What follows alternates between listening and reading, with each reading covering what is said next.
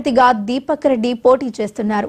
ఈ నియోజకవర్గం నుంచి మొత్తం 58 మంది అభ్యర్థులు పోటీలో ఉన్నారు. నియోజకవర్గంలో మొత్తం 4,01,365 మంది ఓటర్లు ఉండగా వీరు ఓటు హక్కును వినియోగించుకునేందుకు 407 పోలింగ్ కేంద్రాలను ఏర్పాటు చేశారు.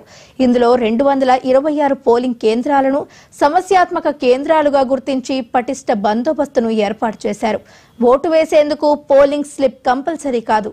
ఓటర్ల జాబితాలో పేరుంటేనే ఓటేసేందుకు వీలు ఉంటుంది. ఓటర్లు పోలింగ్ బూత్ లోకి మొబైల్ ఫోన్లు, కెమెరాలు, ఎలక్ట్రానిక్ గ్యాడ్జెట్లు, పార్టీ గుర్తులు, ప్రచార వస్తువులు, పదునైన వస్తువులు తీసుకువెళ్లడం నిషేధం.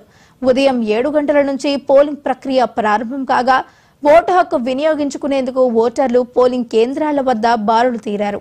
ఎల్లారెడ్డిగూడ పోలింగ్ కేంద్రంలో బీఆర్ఎస్ అభ్యర్థి మాగంటి సునీత ఓటు హక్కును వినియోగించుకున్నారు.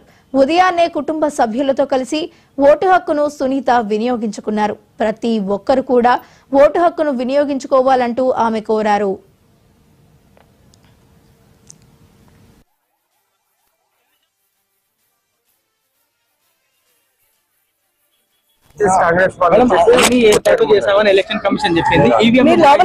తీసుకోండి వెళ్ళి మిమ్మల్ని రానిస్తారు కదా. ఒక రూమ్ లో చిన్నగా పెట్టి టిక్కీ లాగా మనిషి నడవడానికి కూడా ఖాళీ లేదు. మాకు టైం అవుతుంది, మేము జాబ్స్ కి వెళ్ళాలి, బయట పనులు ఉన్నాయి, ఇట్లా అయితే ఎట్లా మాకు ఇంత సతాయిస్తున్నారని చెప్తున్నారు. నాకే ఇబ్బందిగా అనిపించింది లోపలికి వెళ్ళడానికి బయటికి రావడానికి. మరి వాళ్ళకి ఎలా ఉంటుంది చెప్పండి. ఇట్లా నుంచుంటే ఇట్లా రావాలంటే చాలా క్లాత్ కూడా లేపుకొని రావాల్సి వస్తుంది. అంతా అటే ఉన్నారు కదా, సపోర్ట్ చేసుకుంటున్నారు. ఇప్పుడు ఎంత సపోర్ట్ చేయబట్టే కదా అక్కడ రౌడీజం జరిగి కార్యకర్తలు కొట్టింది. అందరూ పోలీసుల ముందే కొట్టింది. వాళ్లే సపోర్ట్ గా ఉన్నప్పుడు వీళ్ళు ఏం చేస్తారు పాపం, కార్యకర్తలు భయపడతారు కదా. అట్లా భయపెట్టి ప్రజల్ని భయభ్రాంతులకు గురి చేయకూడదు కదా.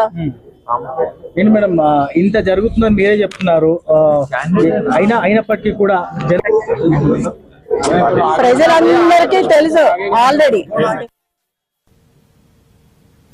జూబ్లీహిల్స్ ఉప ఎన్నిక పోలింగ్ ప్రక్రియ అయితే ప్రారంభమైంది. ఉదయం 7 గంటలకు ప్రారంభమైంది ఈ పోలింగ్. సాయంత్రం 6 గంటల వరకు కూడా కొనసాగనున్నట్టు తెలుస్తుంది. ఇక ఇదే అంశానికి సంబంధించి మరింత సమాచారాన్ని మా ప్రతినిధి రామ్ నరేష్ లైవ్ లో అందించడానికి సిద్ధంగా ఉన్నారు.